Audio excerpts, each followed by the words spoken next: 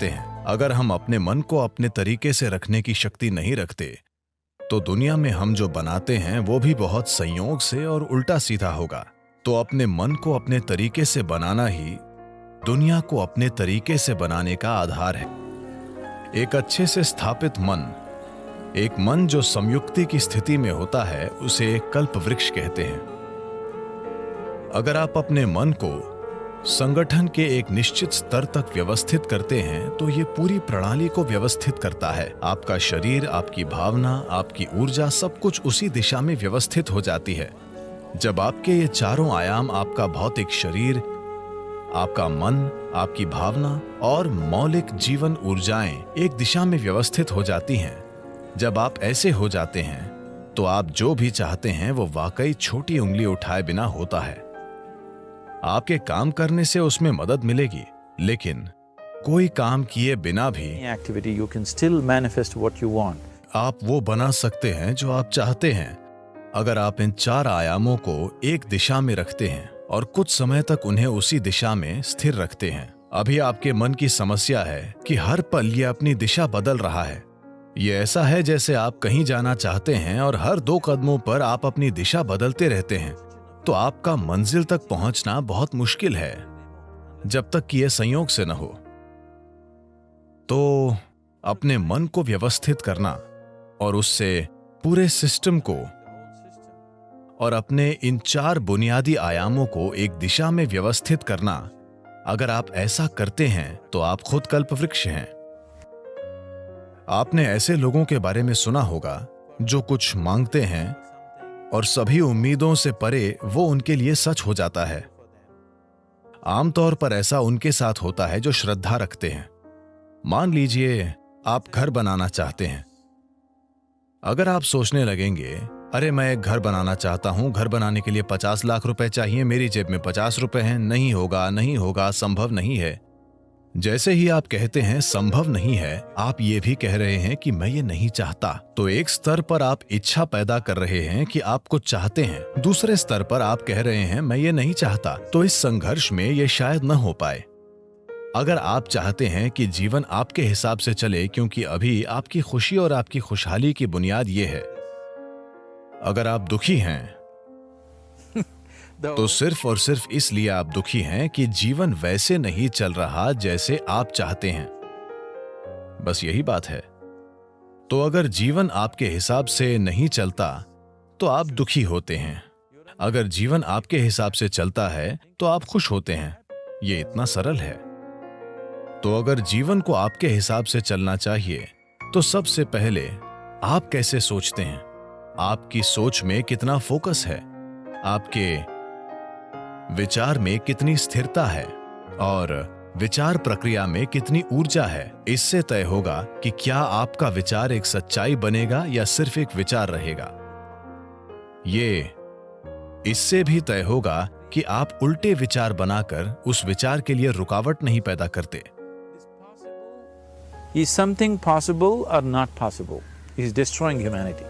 क्या ये हो सकता है या नहीं, ये मानवता को नष्ट कर रहा है। क्या संभव है और क्या असंभव, ये देखना आपका नहीं, प्रकृति का काम है। आपका काम है मनचाही चीज पाने के लिए मेहनत करना। अभी आप यहां बैठे हैं।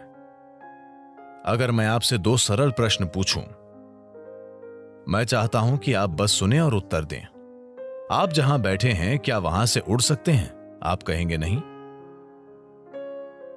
क्या आप यहां से उठकर चल सकते हैं? आप कहेंगे हां। इसका आधार क्या है कि आप उड़ने के लिए नहीं और चलने के लिए हां कहते हैं? आधार है जीवन का अनुभव।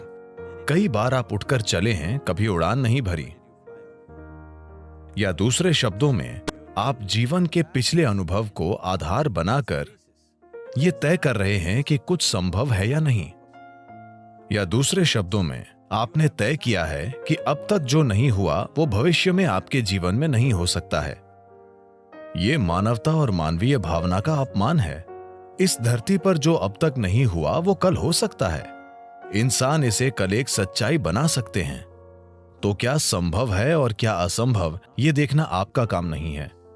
ये प्रकृति का काम है। प्रकृति तय करेगी। आप बस देखिए कि आप वाकई क्या चाहते हैं और उसके लिए मेहनत कीजिए।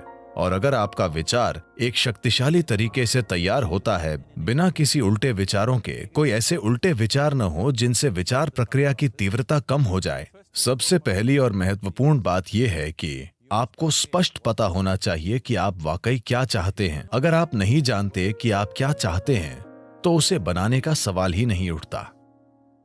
अगर आप ये देखें कि आप वाकई क्या चाहते हैं, तो आप खुद को एक शांतिपूर्ण इंसान, आनंदमय इंसान, प्रेम करने वाला इंसान, सभी स्तरों पर एक सुखद इंसान बनाना चाहते हैं। और क्या आप इस तरह की दुनिया भी नहीं चाहते? एक शांतिपूर्ण दुनिया, एक प्रेमपूर्ण दुनिया, एक आनंदमय दुनिया। नहीं नहीं, मुझे हरियाली चाहिए, मुझे भोजन चाहिए। आनंदित दुनिया से हमारा मतलब है कि हम जो भी चाहते थे वो हो गया।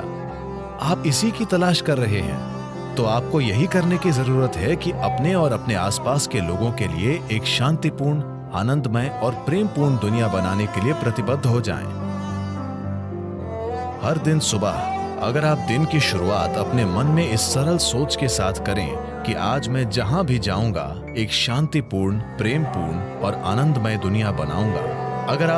अगर आप खुद को कुछ वाकई अच्छा बनाने के लिए प्रतिबद्ध करते हैं, तो आपका मन व्यवस्थित हो जाता है। जब आपका मन व्यवस्थित हो जाता है, तो आपकी भावना व्यवस्थित हो जाएगी। भावना का संबंध विचार से है। जब आपका विचार और भावना संगठित हो जाती हैं, तो आपकी ऊर्जाएं उसी दिशा में व्यवस्थित हो जाएंगी। जब आपके विचार, भावना और ऊर्जा व्यवस्थित हो जाएंगे, तो आपका शरीर व्यवस्थित हो जाएगा। जब ये चारों एक दिशा में व्यवस्थित हो जाते हैं, तो आप में मनचाही चीज बनाने और प्रकट करने की जबरदस्त क्षमता होगी। आप कई मायनों में ईश्वर होंगे।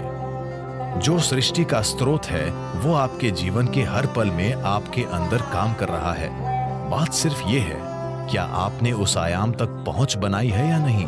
अपने जीवन के 4 मूल तत्वों को व्यवस्थित करके आपको वो पहुंच मिलेगी। ऐसा करने के लिए साधन और तकनीकें हैं। योग का पूरा विज्ञान, पूरी तकनीक जिसे हम योग कहते हैं, वो बस यही है, खुद को सृष्टि के एक टुकड़े से सृष्टा बनाना।